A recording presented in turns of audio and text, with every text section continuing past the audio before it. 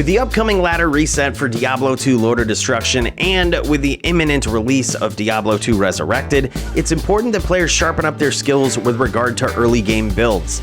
Diablo II is a game that rewards diligence in farming certain areas of the game over and over and over. But this can be difficult early on when you don't have the best gear. In light of this, I've challenged myself to reconstruct some of the most powerful builds that I've ever used early ladder and truly showcase the power of those builds by only using the most basic and noob items. That being said, let's dive in.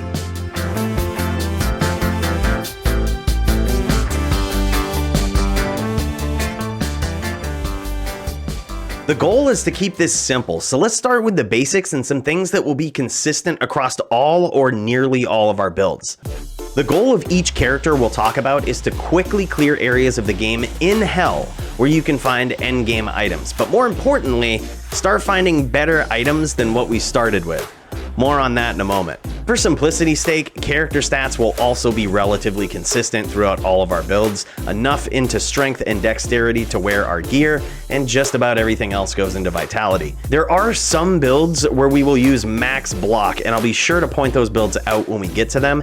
In that case, you'll want to put more points into dexterity until your chance to block reaches 75%. And to make this fun, I'm going to illustrate the strength of these builds by using the exact same items on nearly all of them, with only slight variations depending on the class. Those items are as follows. Death's Sash. One of my favorite early game items that I use on a lot of builds, believe it or not, is Death's Sash. Without having access to endgame items like Enigma, movement speed is crucial to a lot of classes, and having Cannot Be Frozen as a mod on an item is priceless early on. Additionally, you can find this item as early as you can reach Stony Field. Next up is Stealth Armor, a very good rune word when you consider the runes needed to make it. It allows us to hit a lot of breakpoints and run faster, and you can actually make this within the first few minutes of playing the game.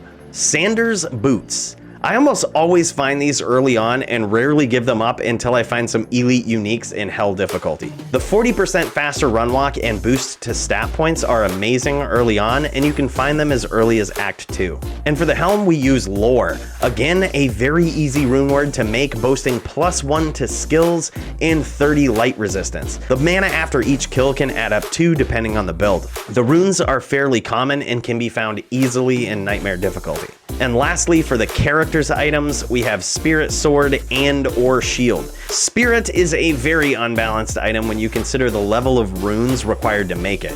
It's also essential to some caster builds early on. We'll have to find a 4-open socket Monarch Shield in Hell difficulty, however, everything else can be found as early as Nightmare. Although the AI of mercenaries in Diablo II is questionable, to say the least. The auras and support they provide can be helpful even if just for a distraction. There are some items that you can equip on your mercenary early on and can pay serious dividends. Here's what we're going with. First off, Smoke Armor. The runes for this armor are dirt cheap and can be found as early as Nightmare. This armor provides a huge boost to resistances for the mercenary, almost as much as some endgame armors such as Chains of Honor. For the helm, I use Steel Skull Casque. This is really just the first common item that came to mind, but there are actually a lot of options here. This helm is great for the increased attack speed that it provides, along with the Life Leech. Lastly, for Merc items, you guessed it, Insight Polearm. The meditation aura provided by this item is worth its weight in gold,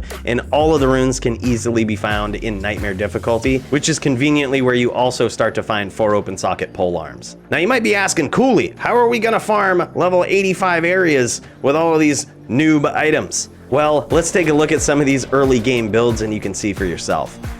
Number 1, the Poison Necro. You heard me right, one of the most broken farming characters in the game, even early ladder, is the Poison Necro. Also a viable PvP build with endgame gear. With some slight skill tree adjustments, this character kicks serious ass without needing GG gear. The reason this build is so important for early farming is that we can almost immediately start combing the Chaos Sanctuary for items. The Necro has access to the lower resistance curse, which will rip away most immunities from monsters, but also pave the way for increased damage with Corpse Explosion. And this skill is arguably what makes the build so busted. For For the most part, all you need to do is kill one monster in a pack and then you can blow up the rest. The crazy thing about Corpse Explosion is that the damage output is always the same regardless of the skill's level. As you dump skills into it, the radius of the explosion increases and is what's responsible for clearing rooms quickly. The skill tree is very straightforward. We max Corpse Explosion as early as possible, put 1 point into lower resistance, and the rest into Poison Nova, and then its synergies. Be sure to max Poison Nova first before finishing off its synergies. The only real drawback to this build is that you'll have a hard time killing Diablo with Poison Nova alone, or really any act boss for that matter. But after cranking out a few chaos runs, you should find yourself some nice crushing blow gear for your Merc, and eventually he'll be able to kill area bosses for you. Number 2, the Death Trap Sin. That sounds fancy, but it's just my creative name for an assassin that uses the Death Sentry trap skill. This trap is far more than just high lightning damage. Remember that broken skill we just talked about called Corpse Explosion? Well, Death Sentry does that too. After killing a monster with this trap, it will automatically explode the corpse if there are other monsters around. This is a great way to take care of lightning immune monsters without having to rely on endgame items like Infinity. Additionally, one of the synergies for Death Sentry is Fire Blast, further allowing you to efficiently diversify your attacks. Just an all-around efficient killing machine.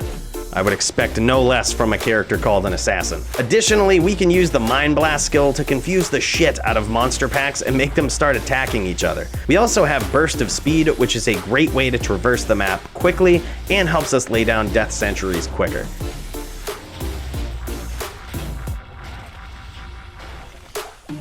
Here's a quick look at the skill tree. We do have some 1-point wonders here in Mind Blast, Burst of Speed, and Fade for when we really do need actual resistances, but I also like putting 1 point into Dragonflight. It's a very good way to telestomp enemies without having Enigma and can help you redirect your mercenaries' attention to monsters that you might struggle with. From there, we max Death Sentry and all of its synergies, putting the remaining points as we level into other synergies for Lightning Sentry, which can be a better skill for killing area bosses. My favorite level 85 area to farm with this build is the Pits in Act 1. She can also farm Chaos Sanctuary and kill Diablo for those GG drops. Number 3, the Frozen Orb Sorceress. A legendary character before patch 1.10 and still one of my favorite builds to make early ladder. The Frozen Orb Sorceress boasts some vicious cold damage to monsters that aren't immune. While Lightning Sorks and Fire Sorks can farm Shank, Eldritch, and Pindle with relative ease, my go-to was a Cold Sork in Ancient Tunnels. This area is known for having no natural cold immunes and is also a place where you can find any item in the game. More importantly though, on Battle.net we were always penalized for joining or creating games too quickly, so clearing Ancient Tunnels almost takes the perfect amount of time so that you don't get a realm down. A lot of people ask me about hybrid setups, and while that's good for getting through the game, when it comes to farming, I found it best to just do one thing and do it well. You don't really need much more than the suggested basic gear that we talked about, but I do suggest picking up or crafting more items with faster cast rate along the way as you find them. As for skills, I prefer Orb because of the area of effect. With Frozen Orb, you can max Cold Mastery and all of Frozen Orb's synergies very early. This can allow you to either branch out into Blizzard or into an entirely different skill, whatever your Diablo II love and heart desires. Number 4, the Hammerdin. This build is one of the more obvious ones, however, some people still mess this build up in the early stages of resets. Let's start by looking at the skill tree, which is where most people make a few mistakes. Blessed Hammer is our main attack and Concentration is our dominant aura, but the order in which you max these skills and their synergies can have an effect on your early gameplay. After reaching level 18, I personally prefer maxing Vigor along with Blessed Hammer. This just allows you to zip around the map a lot quicker. But whatever you do, do not put more than 1 point into Concentration until all of Blessed Hammer's synergies are maxed. This is how you get the most damage out of your hammers at all times. When you finally do get to a high enough level, this build wrecks. You should be able to easily farm nearly any area of the game with basic gear. I would suggest the latter end of River of Flame along with Chaos Sanctuary. Also, this is one of the builds. I would highly suggest max block on this. As you finish maximizing Blessed Hammer and Concentration, you can dump the rest of your points into Holy Shield. This naturally provides us with a higher chance to block, and maximizing your block also maximizes your chances of survival. It's easy to avoid most up-close encounters, especially if you've got a mercenary to distract your foes, but ranged shooters can be a problem, especially if your resistances are low. So you'll want to boost those up with additional charms and items as you find them. The PvP player in me is used to charging constantly with this build, and in order to be the most effective, I would highly suggest doing that to navigate the map and engage monsters. Until you have Enigma, of course, and then just stomp away. Number 5, the NATO Druid. Because very few monsters boast a natural resistance to physical damage in this game, this build can shine very early on with minimal gear. They can also be absolute tanks if you build them with max block. For this build in particular, I would suggest Withstand Shield or Mosers, whichever you find first. Both have their perks. Whereas the skill Cyclone Armor absorbs so much elemental damage, max block can mitigate the physical damage as well, making us an absolute tank. And when you can tank a reasonable amount of damage with such low-level gear, it can allow you to close the distance and finish your foes with a tornado. The skill tree is very simple. We dial straight down the center, maximizing Tornado and all of its synergies, and dumping the rest of our points into Oak Sage for added tankiness. This build can easily farm the pits in Act 1, but also isn't horrible at running Chaos Sanctuary if you know what you're doing, and can get in the habit of keeping Cyclone Armor up.